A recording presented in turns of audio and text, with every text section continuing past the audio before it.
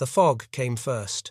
Not the gentle kind that rolls low and burns off with the sun, but the thick, swallowing kind, the kind that turns distance into guesswork and sound into something unreliable, the kind that makes even familiar terrain feel foreign. By the time the unit reached the tree line, visibility had collapsed to a few yards at best.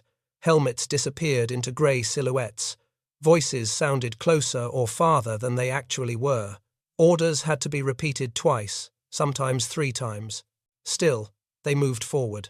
This was not supposed to be a dangerous advance. That was the assumption, spoken or unspoken, that followed them into the forest. Intelligence reports suggested light resistance. The map showed nothing remarkable, just another stretch of woodland standing between them and the next objective. No one expected this place to matter, and that was the first mistake. As the soldiers crossed beneath the trees, the world narrowed. The forest closed in, not dramatically, but patiently. Branches reached across paths, roots broke up the ground beneath their boots. The fog thickened under the canopy, clinging low and heavy, dulling edges and swallowing depth. You could see the man in front of you. Sometimes, if you were lucky, radio contact remained steady at first. Short updates, position checks, routine confirmations that everything was proceeding as planned. The unit was advancing. Slowly, yes, but advancing. Nothing unusual to report. Then the transmissions changed. Not abruptly. Not in a way that set off alarms right away. Just small things. A pause before a response. A repeated call sign that went unanswered for a few seconds too long. Static where there hadn't been any before.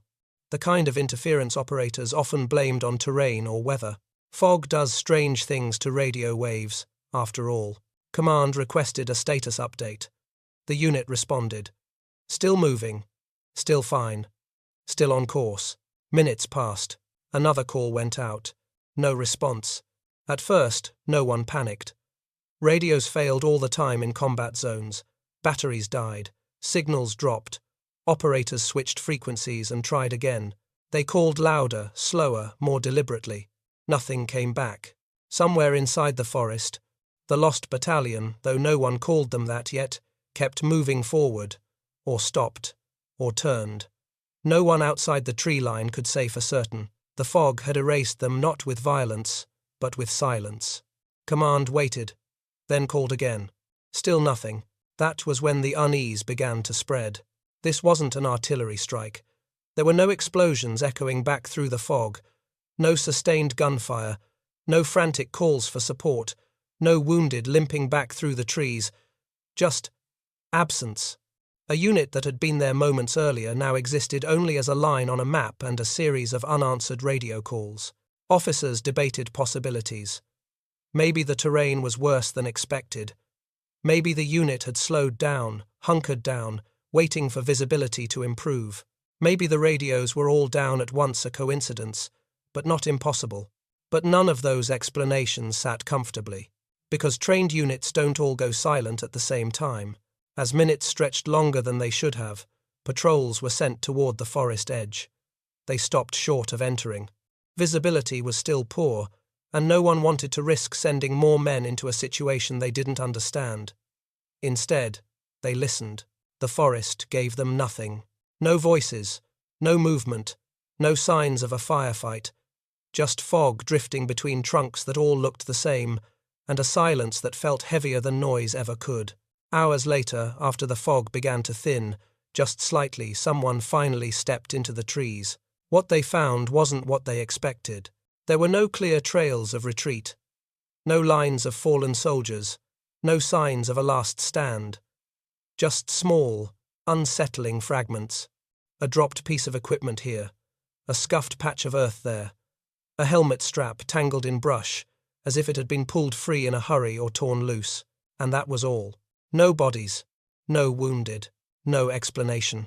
The unit hadn't just been defeated. It had been erased. And the most disturbing part was this. Whatever happened to them, happened quietly. As rescuers pressed deeper into the forest, one question grew harder to ignore. How does an entire battalion disappear without a sound? That question would follow everyone involved, from that moment on.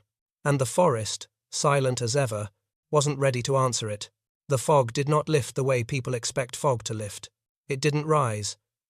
It didn't thin evenly. It didn't reveal answers.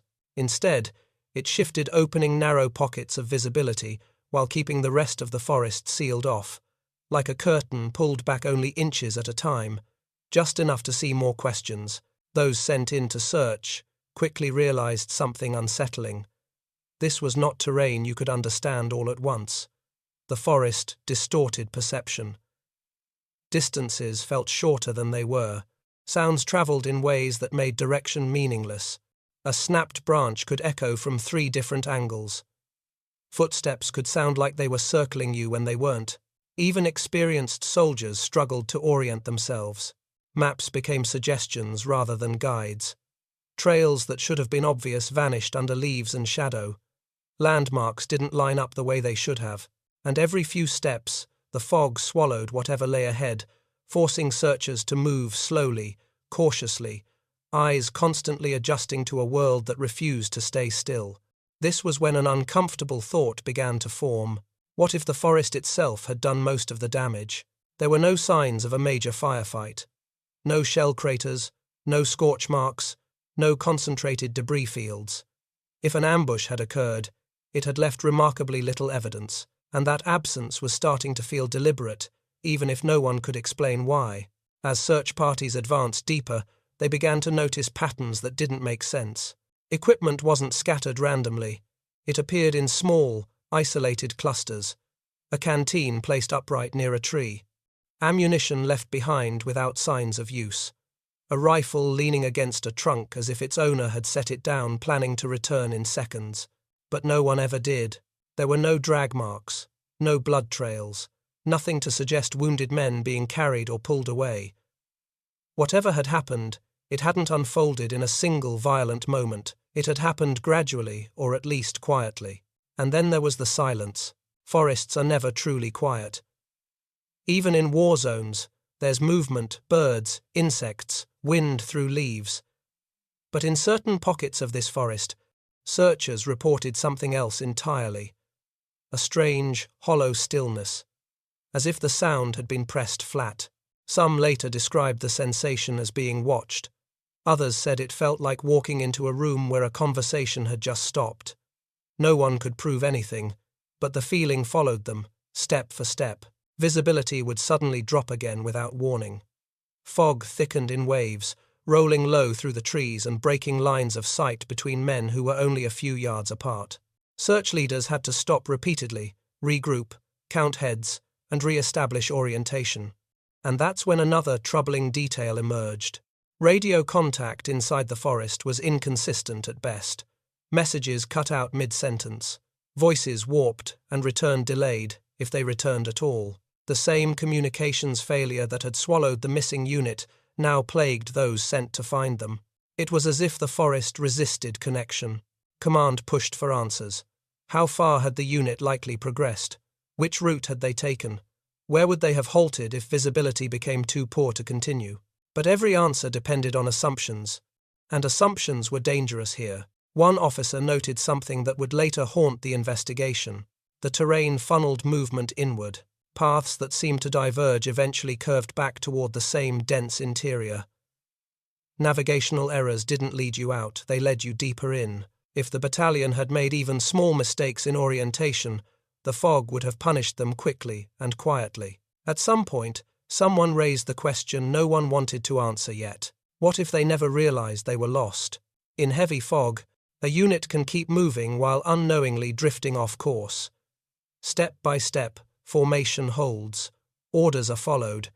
Everyone assumes someone else knows where they're going, and by the time doubt sets in, turning back is no longer simple. That possibility changed everything, because if the battalion hadn't been ambushed, if they hadn't been attacked, then what happened to them wasn't an enemy action at all.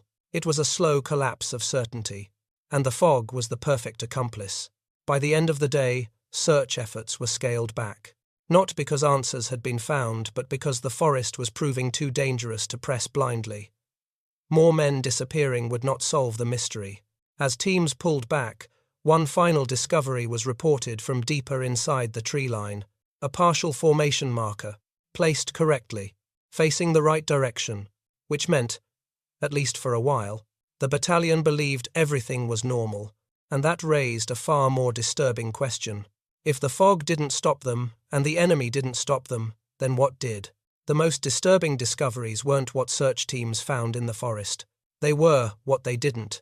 By the second day, the fog had thinned enough to allow deeper movement, and with it came the expectation, perhaps even the hope, that clarity would follow. That if the battalion had been ambushed, the evidence would finally reveal itself. If they had been forced to retreat, signs would appear.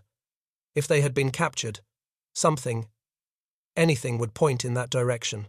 Instead, the forest offered fragments, not a battlefield, not a grave, just pieces of a story that refused to assemble into anything recognizable.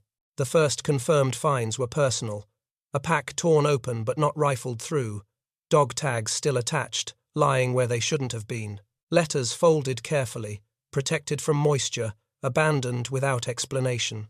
Items that soldiers don't discard lightly, especially not during combat.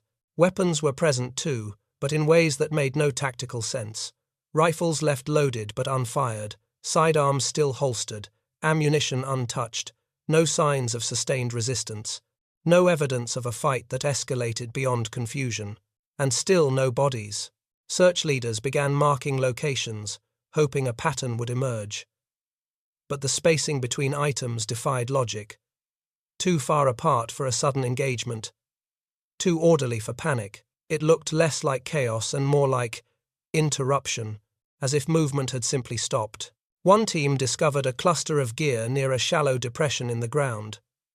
At first glance, it appeared promising finally, something resembling a rally point or defensive position, but closer inspection only deepened the mystery. There were no firing positions, no dug-in cover, no overlapping fields of fire, just equipment set down, some of it carefully, some of it dropped where it fell, a half-empty canteen placed upright, a helmet resting on a pack, as if someone had taken it off to wipe sweat or adjust a strap, and then walked away. Except no footprints led out. The ground beneath the trees was soft enough to record movement. Leaves, soil, and damp earth held impressions well. Searchers found footprints leading into certain areas but almost none leading back out. No drag marks, no mass movement in any direction. The battalion hadn't fled as a group. They hadn't regrouped elsewhere. They had simply stopped being there. That absence became impossible to ignore. If there had been an ambush, there would be bodies. If there had been a retreat, there would be trails. If there had been a capture, there would be signs of force. But the forest showed none of these, only the quiet evidence of lives interrupted mid-action. Even more troubling were the things that should have been present, but weren't. Radios were missing. Not broken, not discarded. Gone. The very equipment that could explain the silence had vanished almost completely. Only a single damaged handset was recovered, and it offered no clues beyond confirming it had stopped transmitting abruptly. No written orders were found, no final reports, no warnings scratched into bark or dirt, nothing that suggested awareness of imminent danger, which raised a chilling possibility. What if they never had time to react? As search efforts continued, the emotional toll deepened. These weren't nameless figures on a map anymore. They were men who had packed their gear, checked their weapons, and stepped into the fog believing they would be out again soon. The forest preserved that assumption in the way their belongings were left behind, casual, unhurried, incomplete. Command began to face an uncomfortable truth. This wasn't a mystery that would be solved by searching harder. Whatever explanation existed, it wasn't waiting just a few yards deeper. The battalion hadn't been hidden. It had been removed from the narrative entirely. And yet, the absence itself told a story of separation, of isolation, of a unit fractured not by violence, but by uncertainty. Small decisions compounded, lines stretched too far, orientation lost, confidence misplaced. One officer would later summarize it bluntly. It didn't look like they were defeated. It looked like they were undone. As daylight faded and search teams prepared to withdraw again, one final report came in from the farthest point reached that day. A single boot, still laced, still upright. No blood, no body, no tracks leading away. Just proof that someone had stood there, and then wasn't. By that point, no one was asking where the battalion had gone. They were asking something far more unsettling. What kind of event leaves almost nothing behind except absence? By the time the search slowed and the questions grew louder, attention began to shift away from the forest itself and toward the decisions that had sent the battalion into it. Because disappearances don't begin in fog. They begin on paper. Long before the unit stepped beneath the trees, the advance had already been shaped by assumptions, pressure, and a chain of small decisions that no one expected to matter. On the surface, the orders were routine. Move forward, secure the area, push through the forest to maintain momentum. Nothing about the mission suggested exceptional danger, and that was precisely the problem. Intelligence reports described the area as lightly defended, no major enemy concentrations, no known fortifications. The forest was treated as terrain, not as a variable, something to pass through, not something that could disrupt command and control. Warnings existed, but they were buried. Some reconnaissance notes mentioned poor visibility in the area. Others flagged the forest as difficult to navigate, especially in bad weather. None of these concerns were elevated. None of them were enough to delay the operation. In a broader campaign where timing mattered more than caution, the advance moved forward as scheduled. The battalion was ordered to maintain formation and speed. Speed mattered, momentum mattered. The worst thing, from a command perspective, was stalling. Delays created vulnerability. Delays invited counterattacks. So when the fog rolled in heavier than expected, there was no standing order to halt, no contingency plan to regroup if communications failed. No clear threshold for when uncertainty should override progress. They were told to push on, and that instruction followed them into the trees.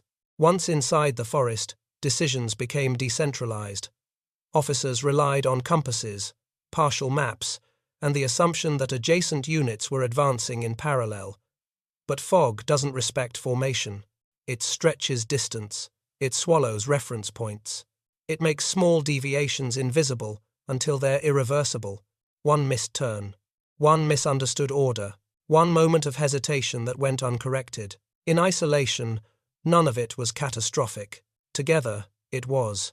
What made the situation worse was the absence of a defined fallback. There was no explicit rally point if contact was lost. No predetermined extraction line. The battalion wasn't given a clear moment at which to stop and reassess. Instead, initiative was encouraged, move forward, unless explicitly told otherwise. But fog doesn't send instructions. As communication degraded, officers inside the forest had to make judgment calls without feedback. Do they halt and risk blocking the advance? Or do they continue and trust that command still knows where they are? The structure rewarded forward motion, so they kept moving. From the outside, command interpreted the silence as temporary. Terrain interference, equipment failure, nothing that warranted an immediate abort, no artillery preparation, no rescue force ordered in full strength. The assumption was that contact would be re-established. It wasn't. Only later, after fragments were found and theories began to harden, did investigators trace the path of decisions backward. They saw how quickly uncertainty had been normalized, how warnings were acknowledged but deprioritized, how a lack of explicit stop conditions had turned the forest into a one-way corridor. The most unsettling realization came from reviewing command logs. There was a window, a narrow one, a moment when the fog had already thickened, communication had already degraded, and the battalion was likely already disoriented, but before they were fully lost. A pause then, a recall order, might have changed everything, but no such order was given, not because of negligence, not because of malice, because no one realized how bad it was yet. In complex systems, failure rarely arrives with alarms. It arrives quietly, disguised as routine, and by the time the scale of the mistake becomes visible, it's already too late to undo it. The battalion wasn't betrayed by a single bad decision. They were carried forward by a system that valued progress over clarity. By the time command understood that the forest had swallowed more than radio signals, there was no clear way to pull the battalion back out. And that leads to the question that still lingers. If the orders made this possible, who was truly responsible when the battalion never returned? When it became clear that the battalion was not coming back, the focus shifted once again, this time from decisions to explanations. Command needed answers, families needed answers, history demanded answers. And yet, from the very beginning, certainty was in short supply. What remained instead were theories, some official, some whispered, all incomplete. The first explanation was the simplest: ambush. It was the most comfortable answer, because it fit the logic of war. An unseen enemy, a concealed position, a sudden strike that overwhelmed the unit before they could react. But the evidence refused to cooperate. There were no mass casualties, no concentrations of shell fragments, no defensive positions that suggested a last stand. An ambush leaves marks. This forest did not. The second theory leaned on disorientation: heavy fog, poor terrain, degraded communication. The battalion, it was suggested, may have fragmented into smaller elements. Units could have wandered off course, lost contact with one another, and become vulnerable individually. In this version, the disappearance wasn't a single event, it was a slow unraveling. But even this theory raised problems. Fragmented units still leave trails. They still leave signs of survival attempts. They still produce stragglers. Yet no wounded emerged. No survivors made it back. Not days later. Not weeks later. Not ever. Another explanation quietly circulated among officers, but rarely appeared in official reports. In chaotic conditions, units can mistake one another for the enemy. Artillery can be misdirected. Air support can hit the wrong coordinates. But again, the forest told a different story. There were no blast patterns, no widespread destruction. And friendly fire, for all its tragedy, does not erase an entire battalion without trace. As theories multiplied, something else began to happen. The story started to shrink. Reports grew shorter. Language became vaguer. Details were omitted rather than clarified. What had initially been described as an active investigation slowly transformed into a closed matter. Files were archived. Questions were redirected. The incident was folded into the broader chaos of war. Not solved, just settled. Families received minimal information. Phrases like "missing in action" and "presumed lost" replaced specifics. The forest, once combed for answers, became just another piece of contested terrain. Over time, even that faded from focus. But the silence didn't erase the contradictions. Historians who later revisited the case found inconsistencies between logs and field reports, timelines that didn't align, search areas that were never fully explained, decisions that were recorded but never justified. And then there were the gaps. Entire stretches of time where no records existed, no radio transcripts, no after-action detail. Just absence mirroring what had happened in the forest itself. That absence fueled speculation. Some suggested the battalion had crossed into an area far more heavily defended than intelligence had predicted. Others believed they had been quietly surrounded and neutralized without ever mounting a coordinated defense. A few proposed that the battalion was split, with parts lost and others misidentified in later engagements. None of these theories could be proven. And that uncertainty became the defining feature of the story. The disappearance wasn't dramatic enough to demand a single explanation. It was subtle, ambiguous, easily overshadowed by louder, bloodier battles, which made it easier, perhaps too easy, to move on. But for those who studied it closely, one pattern stood out. The more time passed, the less anyone seemed willing to look directly at the unanswered questions. Not because the answers were dangerous, but because they were uncomfortable. They suggested vulnerability, fallibility, the idea that an entire unit could vanish without heroics or spectacle, undone by environment, assumptions, and silence. By the time the incident faded from public memory, it had become something else entirely. Not a tragedy to be examined, but a mystery to be avoided. And that leaves one final question, one that no theory has ever resolved. When a story refuses to settle into an explanation, is it because the truth is hidden, or because no one wants to face it? Long after the forest grew quiet again, after the fog became just another weather pattern and the war moved on to louder, bloodier chapters, the disappearance of the battalion remained unresolved, not officially and not emotionally. What lingered wasn't outrage, it wasn't even grief. It was discomfort, because this wasn't a story that fit cleanly into the way wars are remembered. There was no decisive battle to point to, no clear enemy victory, no final transmission filled with defiance, just a unit that walked forward and never walked back out. History prefers clarity. Heroes, villains, causes and effects. This story offered none of that. Instead, it suggested something far more unsettling, that under the right conditions, discipline, training and planning can quietly fail not in a blaze of chaos, but in a slow erosion of certainty. That an environment, combined with pressure and assumption, can dismantle a force without ever firing a decisive shot. And that idea is harder to confront than outright defeat. Over time, the forest reclaimed everything.